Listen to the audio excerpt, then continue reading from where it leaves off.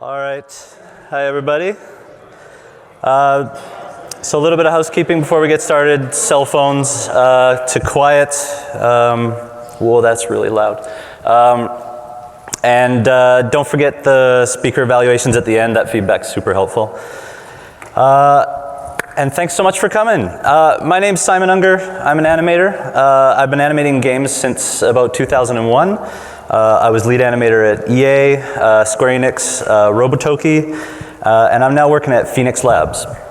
I also teach animation. I've taught at schools such as Noman, iAnimate, Vancouver Film School. Phoenix Labs, for those of you who hadn't heard of us, we are an indie developer based out of Vancouver, BC.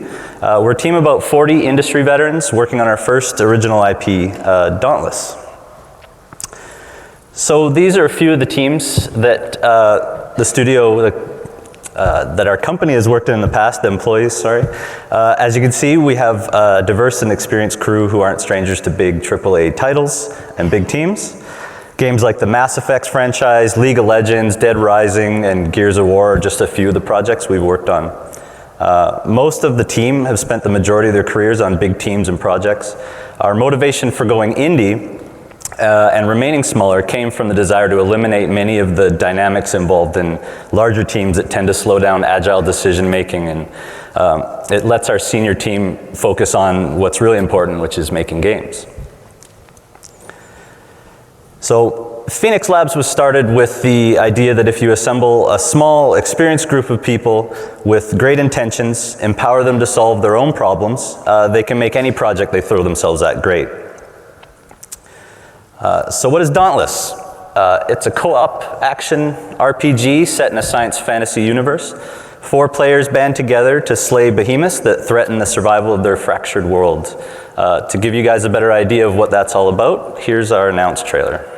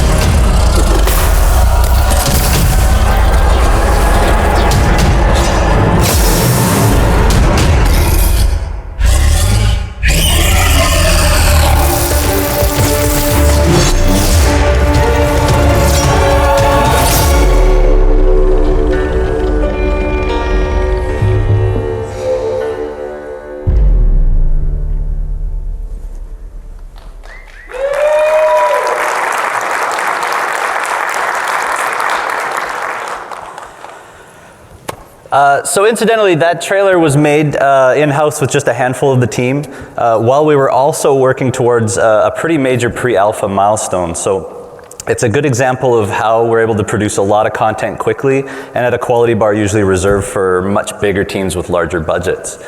We've got some lofty goals for Dauntless and for the studio, and no small amount of challenges to overcome. In my talk today, so I'm going to cover some of the ways we've found to make our work more efficient and more fun, and just our general mindset when we approach these challenges. So what are we up against? As I mentioned, we want to keep the studio relatively small, no more than 30 to 40 people. We wanted to challenge the convention of overcomplicated systems and processes, and instead work with less overhead, more empowerment, and less management. Our animation team consists of 3 animators. When we break down the scope of the game, that leaves 1 animator for player, 1 animator for behemoths, and another one to oversee the dialogue, NPCs, and narrative. We needed to avoid wasteful practices as well as optimize each person's contributions to the team. 1 or 2 people being blocked on a 100+ person team won't really derail a milestone, but could have pretty bad consequences on a team our size and at the pace we move. We all came from big AAA studios and projects and didn't want to sacrifice the quality we're used to delivering, nor the scope of the project we wanted to take on. We needed to find a way to deliver the experience we're after with the team and the budget we wanted to work with. Specific to animation, the challenge was how do we produce a high volume of animation at a quality we're happy with, and ensure the animations we do produce are getting the most mileage in game. We also wanted to create an appealing, stylized universe. The easy choice would have been to choose realism and just charge headfirst into the uncanny valley. Photo-based textures, unedited motion capture, default lighting, 3D scanned props and characters would have allowed us to create a lot of content quickly and with little direction to maintain continuity. For us, that didn't feel like an exciting proposition to work on and not really an appealing choice for the universe we wanted to create. But as many of you likely know, creating stylized, polished animation is pretty labor intensive, and polish time's not a luxury many teams get, especially smaller teams on their first try. And core to our game are behemoth battles. Boss encounters are hard enough to do to get right on their own, and on top of that, animating believable beasts is a challenging and time-consuming task for animation. There's a very good reason few games choose to make creatures a focal point. It's just really tricky to do well. So how do we approach all of this in a way that delivers something we're happy with without a giant team, massive budget, or unlimited time?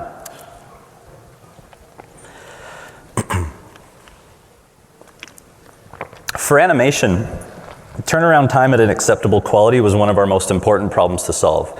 We didn't want to become a bottleneck for design, VFX, or audio, so creating and iterating animations quickly with as little effort as possible was paramount. Keyframing animations from scratch at the fidelity we're after is an expensive proposition, especially when you factor in the cost of the many revisions we typically take before finding the right mix of timing, coverage, and appeal for gameplay purposes. So what did we do?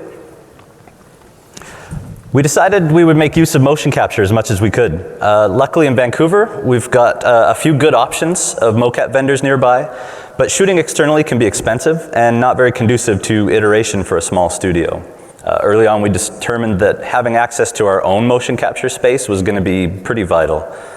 There were often times we would need only to prove out a small, very, very small aspect of gameplay and iterate on just a handful of moves. Booking a shoot at a local studio, casting an actor, craft services, and so on would have been way too expensive in both time and money, and ultimately work against the point of wanting to use mocap in the first place. One of the great aspects of being as agile as we are, making a decision like this and seeing the results becomes a really tight loop for us. From when we decided we should look into getting a mocap system and building our own and starting shooting was really only about 2 months. So now we had to figure out which system to get. Some of us on the team have had a lot of experience with various capture systems, mainly Vicon, which for a long time has been the standard. But we wanted to give as many of the currently available options as we could find a chance. Some of the main factors that mattered to us when considering a system was ease of use. We couldn't have extra head count to run it. It had to be easy enough that 1 or 2 people on the team could shoot with as little setup time as possible. Scalability.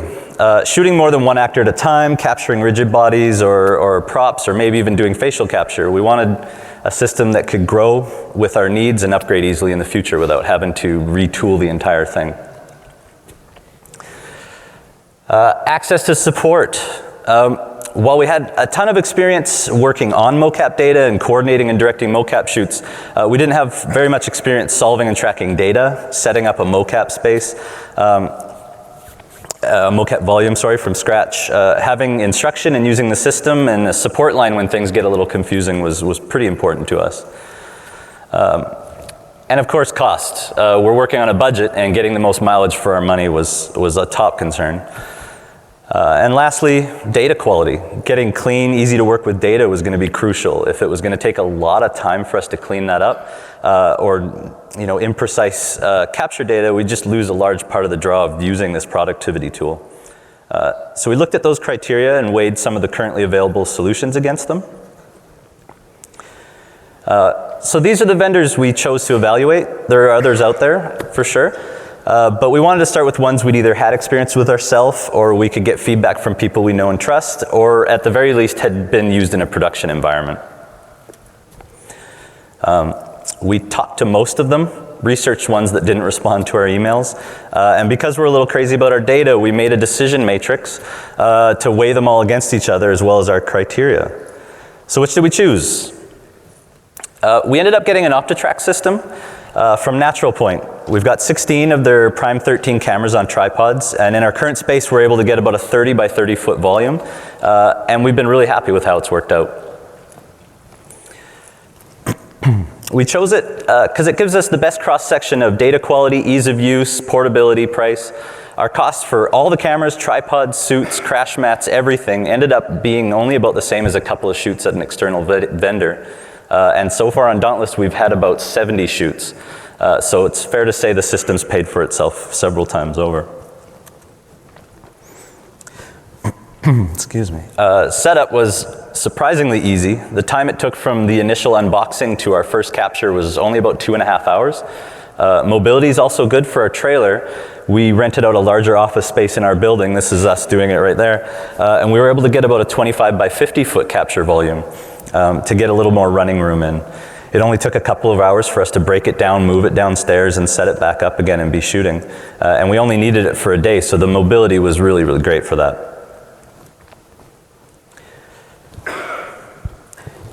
It also satisfies our easy-to-use criteria. One person can set it up, put on a suit, and capture themselves, and then solve the retarget the data onto the gameplay rig. I've been able to do a small shoot on my own, about a dozen moves or so, and be back at my desk in under 30 minutes. This allows us to talk about some new gameplay ideas in the morning and be playtesting them in the game before the end of the day. This type of iterations allowed us to try new ideas quickly and find the fun in the gameplay without being a slave to labor-intensive content creation and long iteration times, which, as many know, is often the enemy of quality in game development. You definitely don't need to jump into fully the same equipment we have. There are a lot of different setups out there to choose from, could fit a wide range of budgets. I should also say this isn't a paid endorsement of OptiTrack, although if anybody is here from OptiTrack, I wouldn't mind some more cameras. We've just been really happy with the equipment and support they've shown us.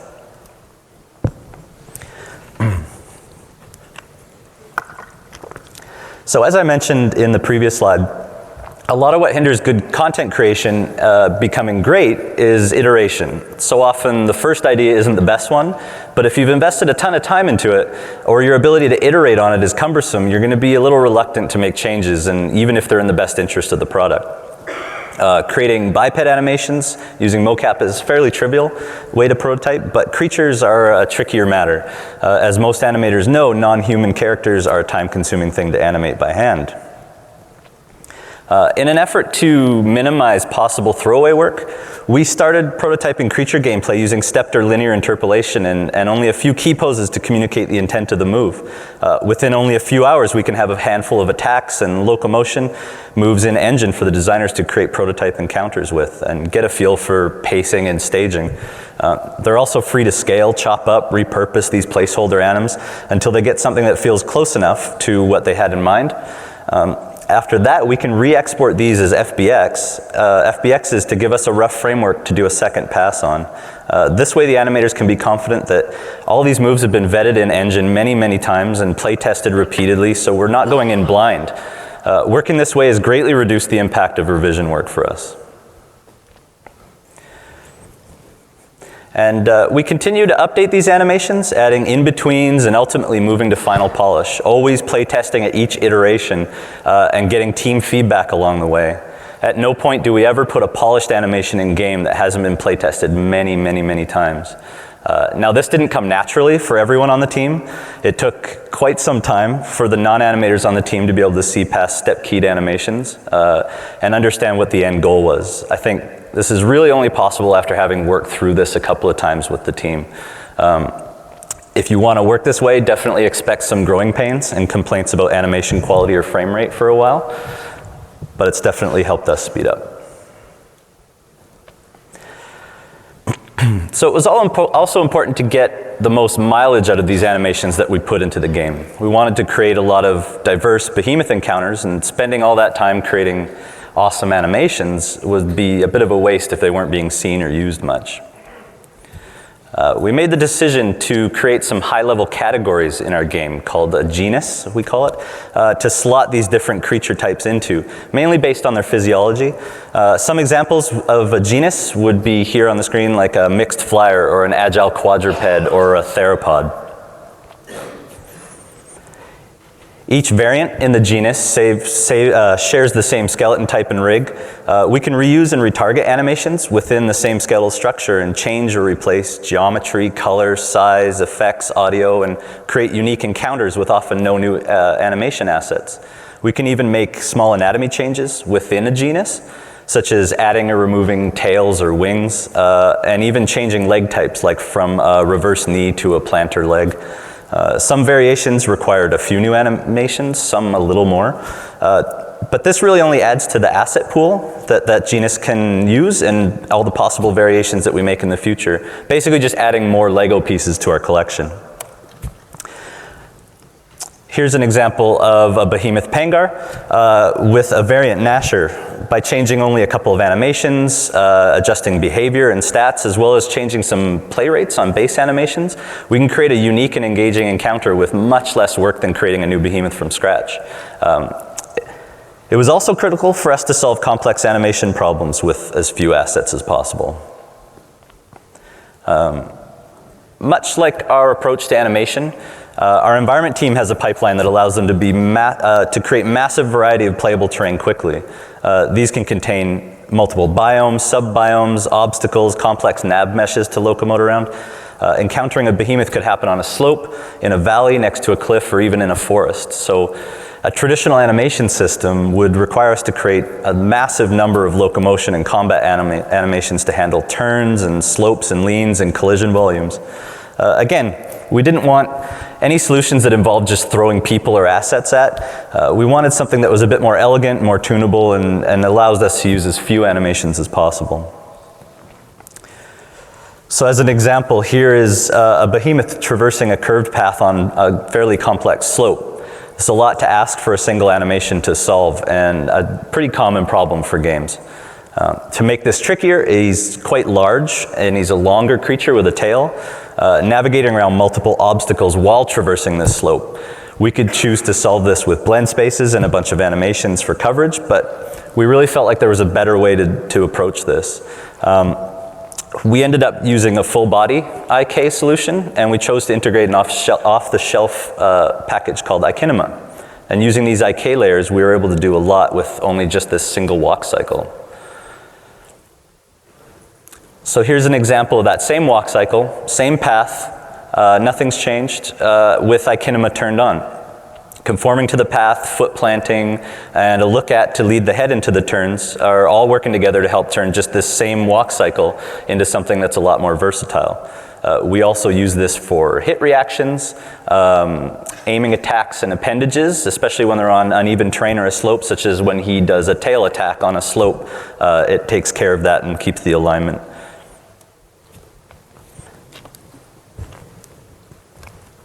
So even with these measures and many others, we still have a really tight timeline and a lot of content to create, especially when we go live. So we did have to outsource some animation work. We were looking to do development better than we had in the past, and how we approached outsourcing was no different. Having a lot of experience with traditional outsourcing business model, we knew we didn't want to work that way for animation. Outsourcing typically has a point of diminishing return. The usual high in-studio overhead with pre-planning, managing, directing, and maintaining dictates that there's got to be a big enough bulk of work to send out. We knew we weren't going to have hundreds of animations to send out at a time. And we couldn't sacrifice a lot of in-house cycles to overseeing animation outsourced work. So we wanted to find a partner rather than a vendor, a group who worked more as an extension of our team and collaborated with us rather than just completing heavily directed work. We were super fortunate that we didn't have to search long for such a partner. We teamed up with Steamroller Studios, whose creative director happens to be a friend, Jalil Sadul. They're a group of amazing people based out of Florida, and they brought a ton of film and creature experience to the table that ended up being a really great match for our gameplay experience. Instead of a faceless group of contractors in a far-off land, we got new teammates who were invested in the quality of our product and could collaborate on ideas with us, help in simple blocking of test animations, polishing animation we'd already blocked out in-house, or just ideating on what a behemoth attack could be. Were just a few of the ways that this partnership was a massive help to us. Being able to hand off animations with minimal direction and knowing that they were reviewing and checking the quality of their work before we ever even saw it. It was just like having a team of experienced animators in the studio with us. Having outsourced several times, this was definitely a breath of fresh air for me and something I'd always wanted an outsourcing partnership to look like. So those are some of the high-level solutions, but I also wanted to share some of the practical workflows and techniques we've been using along the way as well. So one of the bigger time savers for me was the ability to use Mocap for more than just human characters. I've been wanting to try this for some time, and I felt strongly that it had a lot of potential to be a potent productivity tool for us, but sadly my first attempts at capturing my movements and retargeting them to a creature didn't go as well as I had hoped.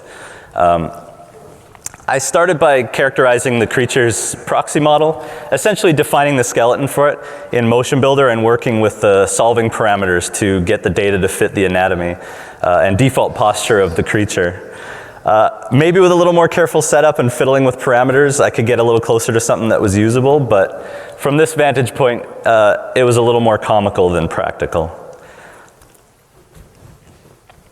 So the problem was, I was trying to do this how we always solve Mocap, by remapping on a joint level to the final character. While there's definitely more elegant ways to retarget data to wildly different anatomies, using more complex IK solving, for example, the end goal was I just wanted a faster way to define weight, posing, and timing on my character, not necessarily a precise performance transfer. It also needed to be done without having to write a new pipeline or involve a team of people to help me out with that.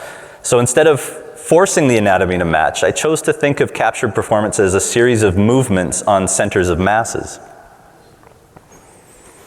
So in this way, I can sculpt the data to work with these relative masses. Instead of trying to force joints to match on disparate anatomies, I just translated the performance into these collections of areas of movement. I could sculpt these to work with different starting positions and orientations, and if a part of the capture didn't work with me, I could just check it out and key it myself pretty quickly. My first attempt at this gave significantly better results than the first. So this is literally my first animation I tried this on. I found the scene. It's a simple test, I know, but this actually only took me about 30 minutes to get here, and that included solving the Mocap data. It'd probably take an animator a considerably longer time to get to this same place, and I'm starting with higher fidelity base to work from when finishing this versus blocking. So with just a little bit more work, keying the hands and feet, polishing the performance, and adding a little bit of texture, I can get decent results with much less time than it would take to keyframe to this level of detail. So how did I do this? I'm sorry to say, it is not a very technically impressive workflow.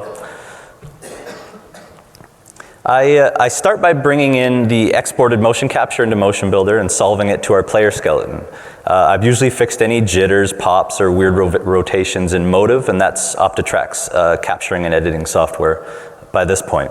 But if there are any other issues, I'll address them here on the control rig before going any further. I'll also often do a quick retiming pass using the time warp tool, as I like it a little bit better than the one in Maya, even though this one can be a bit more finicky. I have a general idea of what my timing and spacing is going to be, and we'll get it as close as I can, but still thinking really broad strokes first at this point. It's not on the final creature model, so it's really tricky to be super accurate here. And then I export this as an FBX, bring that into Maya, and I import a set of locators I created ahead of time that live in a simple hierarchy.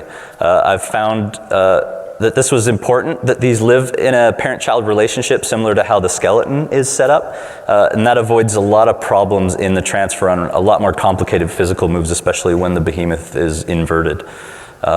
Each of these markers is used to define a center of mass that I want to transfer from the capture.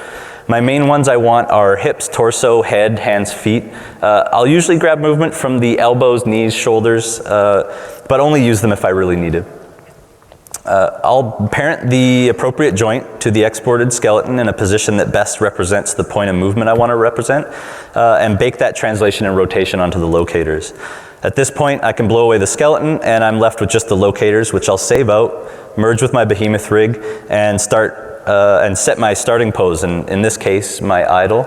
Then just align those locators to the anim layer, on an anim layer, to the control points I want on the behemoth rig. I just parent the rig to the locators, bake that translation and rotation, and then blow away the locators for my scene. Now I'm free to insert my M pose, retime the animation, and just start layering on top of this base movement to get the performance I'm after.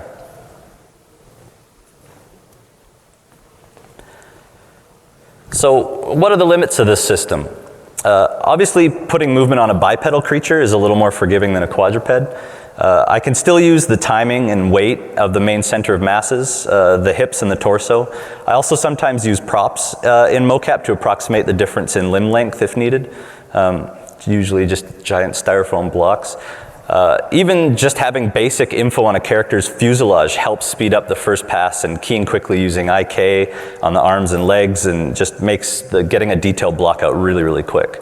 It does get a little awkward when somebody walks in on me doing this in the Mocap room though.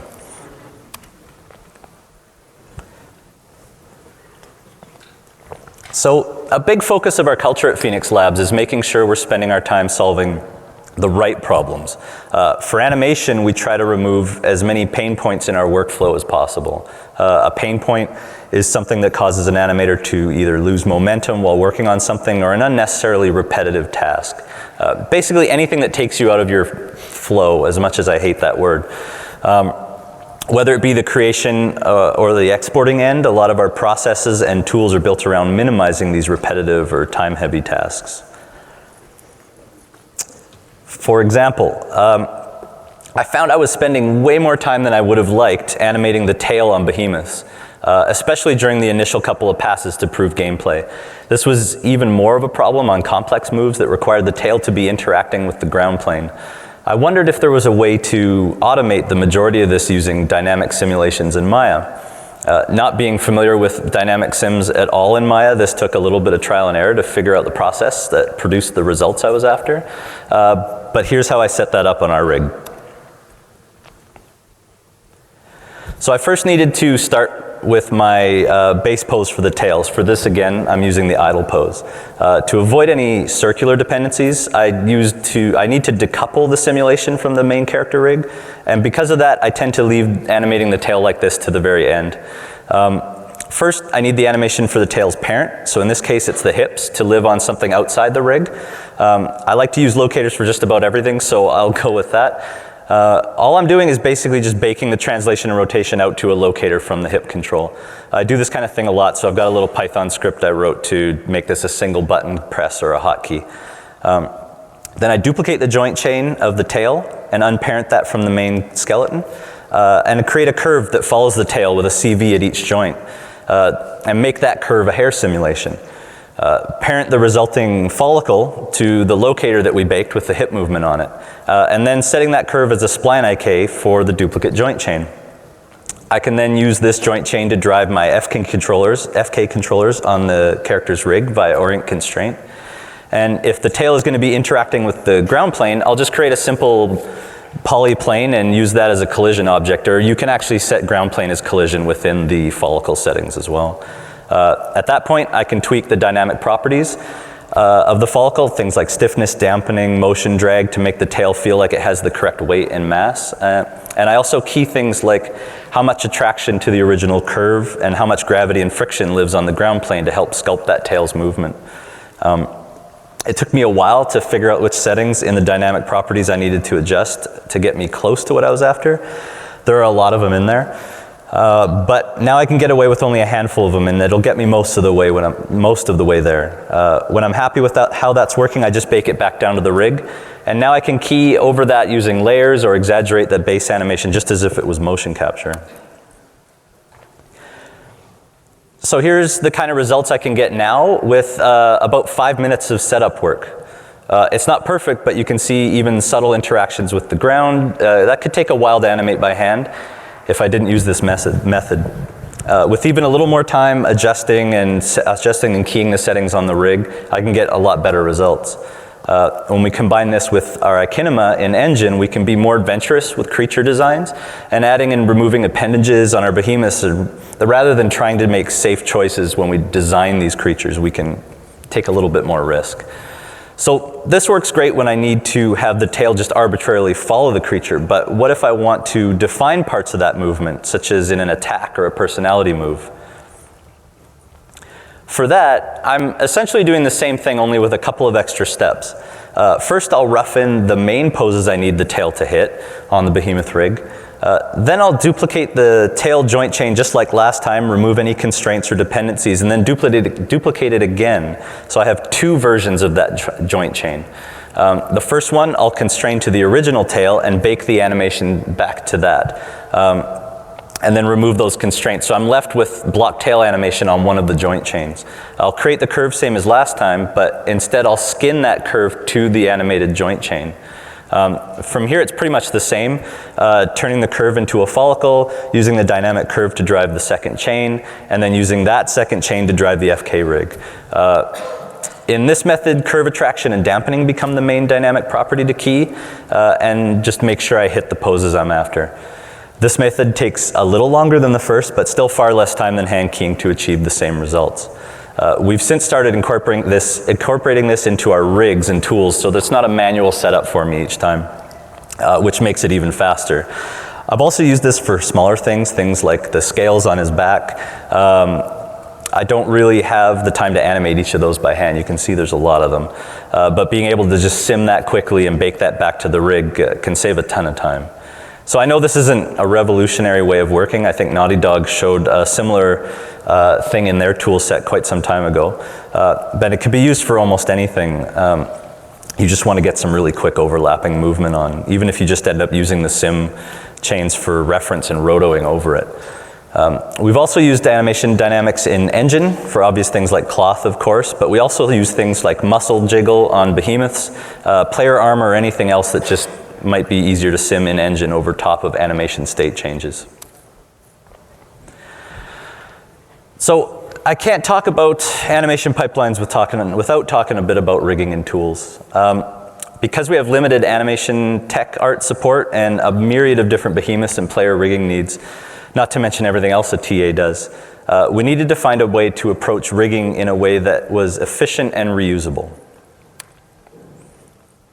So we have a Python-focused tool set for creating and animating behemoth rigs. Because our behemoths have a variety of proportions and variation that also needed to be expanded upon in an agile way, the rigging toolkit uses a module definition system to break up the workload of rigging the different parts of a behemoth. This allows for a rule set to be applied to many behemoths based on the parts that they have.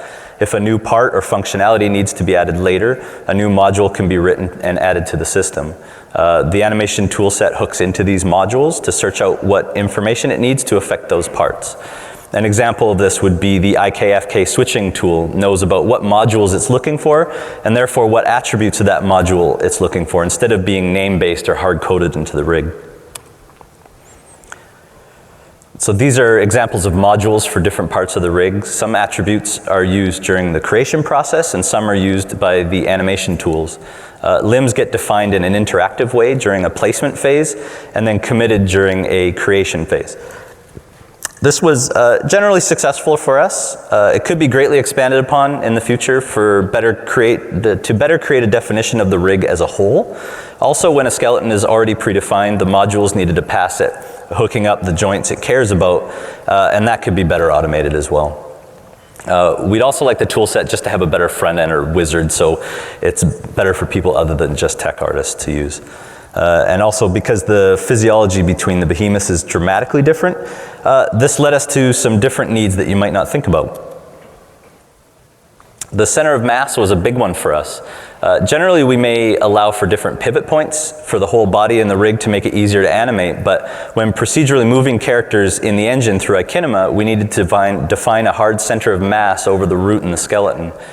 For quads and bipeds, this is sometimes obvious, but for our biped quadruped hybrid on the right, it led us to think about where that behemoth would be pivoting from during its movement most of the time and create a chest-based center of mass. This was contradictory to the bind pose, and the rigging toolkit needed to be able to take this into account. And finally, just quality of life improvements. As mentioned earlier, removing as many of the repetitive and time-consuming tasks as we can helps to speed up iteration times and make the work more enjoyable. And that leads to higher quality overall. Some examples of this are automating Mocap pipelines, tools to help with multiple frame range exports from a single file, IKFK switching, pivot point changes for any control mid-animation, and mirroring, and just easy to use pose libraries as well. So lastly is something that seems to come up a lot in discussions about using Mocap. Often the thinking is, we're not making a realistic game, so we can't use Mocap. Well, it definitely takes a little bit of work to get the results you're after. When you're confident with the process, you can get to the end result in much less time than all hand-keyed movement. Another great thing about using Capture is that it gives you a fairly consistent baseline of quality across all your characters in your project. So a common method used when exaggerating Mocap is to lift key poses from the performance. This is done by putting the motion capture on a base layer and creating an override layer with the weight turned down, and then you set keys where you want to keep the movement, essentially giving you your block out and your in-betweens for free, and just allowing you to retime in the graph editor, or even in the timeline. This works the same way in both Maya and Motion Builder. While this is a great workflow and something I still use from time to time, what bothered me was losing all of those micro rotations and detail that you get from Mocap, and we spend so much time on the polish pass trying to add that back in. I wanted a workflow that allowed me to sculpt that performance without being too destructive to the original data. So what this mainly took was a bit of a mental shift from thinking of motion capture as a recording of a performance and rather to a collection of curves to sculpt and manipulate, much like the centers of mass that I showed for creature movement. So I'll explain this with a really simple example. So once I get my capture onto my rig, my first priorities are timing and spacing. It helps to have a clear idea of the goal in mind, especially before putting the suit, but sometimes this is a little bit of trial and error. When I'm working this way with Mocap, I'm still always thinking, as I said, broad strokes first. I don't want to get really, really caught up in small details right now. For retiming, I'll use either Time Warp in Motion Builder or the Retime tool in Maya. What I'm doing at this stage is just trying to recreate the tempo and feeling I have in my head for the move. The actual movement isn't being exaggerated here, only the timing and spacing. So it takes just a little bit of imagination. It's probably not the only time I'll touch the timing. I'm just trying to get it as close as I feel is right at this point. When I'm more or less happy with that, I'll plot it back to the main rig so I don't have keys on my subframes. If the move calls for it, I'll insert my start and end pose here and work the movement to come in and out of those poses properly. For the most part, I use the lattice tool in the graph editor. So remember, I'm trying to preserve a lot of the micro movements in the capture, so just deleting large chunks of data to blend into poses kind of works against this. So I use the lattice tool a lot, just trying to sculpt these curves and sculpt the performance. When I get my poses insert, it's time to start adding in the exaggerated movement. So I go with my timing, sorry. For this, I use layers. Again, starting with broad strokes, I'm trying to hit the main poses and movement changes to define the staging here. In this instance, I'm trying to exaggerate the distance and timing of this jump. I might pop back to retiming while doing this to get the first pass nailed down. When I'm happy with the main timing and posing and spacing pass, then I'll start to refine silhouettes, intermediate details. The final pass is for smaller things like overlaps, contacts, cleanup, and other details like that. Much of this I still keep on layers to avoid touching the base capture. And then I can just use an override layer to key the weight on and off if I need to really override a part of it. So here we can see the difference between what I started with and the end result. Once you get comfortable working this way, it can cut down the amount of time it takes to achieve the same result, doing it by hand considerably. This example here, it's still pretty rough and needs a bit more work, but including capturing the data, solving it, and reworking it in Maya, I've only spent a couple of hours just to get to this point. So even for a really fast animator, that could be pretty challenging to do with keyframing only. So don't be intimidated to try out motion capture, even if your project might not seem like it calls for it. Much of the hype around it has been centered on preserving the actor's authentic performance. But I encourage you to think of it more of a productivity tool. So now, not every move in our game was created this way. There's definitely a lot of hand-keyed animation as well, and it ultimately comes down to each of the animators' individual expertise to choose what method is best for the thing that they're creating that day. But for complex movement, we found this to be really, really valuable. So as you can see, there wasn't one single magic solution to all our development challenges. It took these and many, many more tiny changes in how we approach development, always asking ourselves the same question. Are we working on the most important problems right now, and what's the best way to solve them? Curating that culture in the studio has been the main ingredient in our success so far. So if you want to find out more about Phoenix Labs or Dauntless, you can head to either of our websites, phxlabs.ca, playdauntless.com. And if you want, you can find me on Twitter. And if you're interested in more discussions about animation in games, head on over to animstate.com. And that actually went way faster than it did the last 10 times I read it. So I have tons of time for questions if anybody has any. Otherwise, I'm available out in the hall afterwards as well. Thanks, everybody.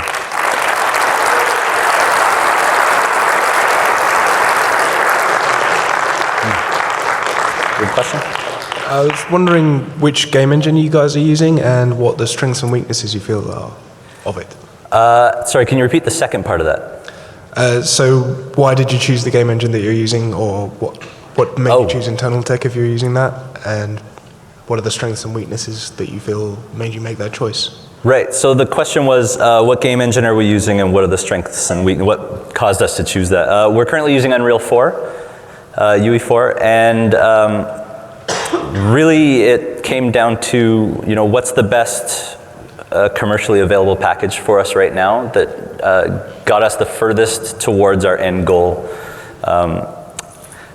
There wasn't much out there. I think, in our opinion, probably building an engine from scratch was not necessarily the best use of time for a startup to do, and it's been really great for us. We found it's taken us most of the way without needing to write a lot of bespoke tools for our game. It's been great. Yeah. Hey Simon, great talk. Thank you. Thanks, Jeff. I was wondering if you could go into a little bit about your interaction with your outsourcing team and how you work with them day to day, and your kind of pipeline for that briefly. Sure.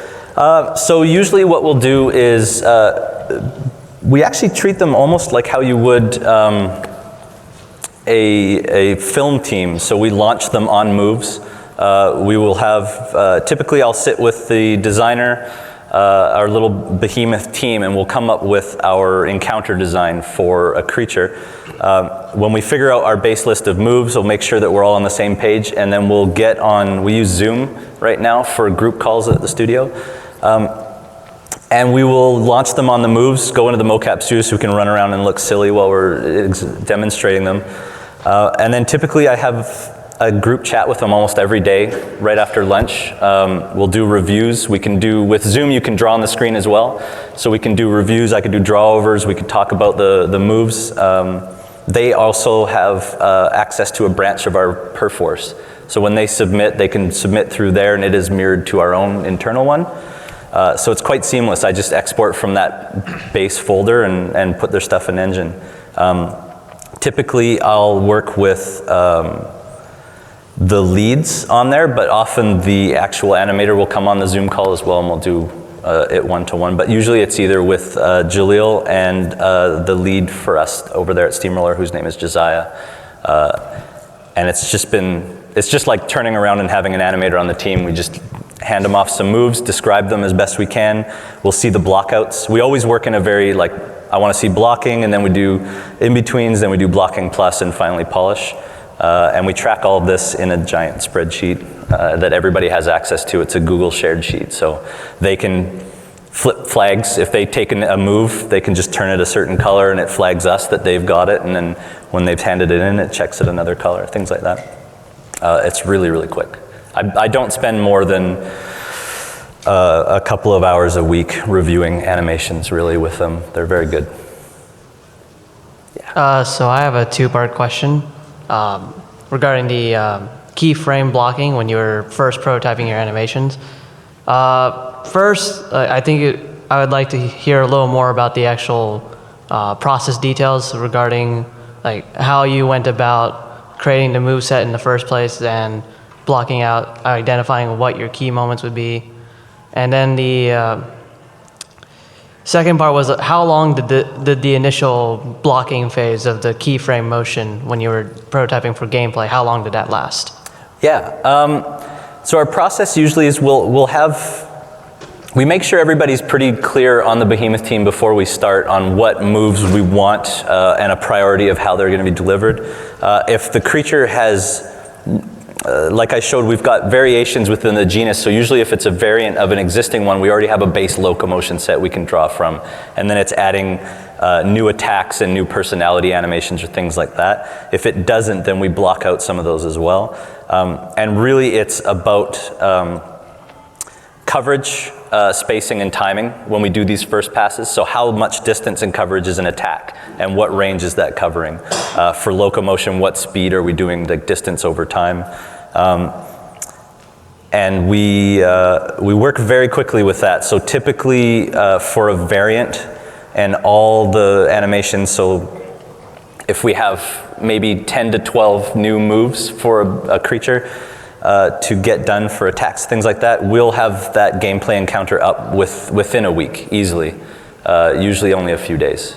We can have a first playable and be play testing on the team and iterating on it with, I think our last variant we did took us 3 days to have that in. It's very quick. We never spend more than an hour or two per animation to block it in. Thanks. That's it. All right, thanks so much, everybody.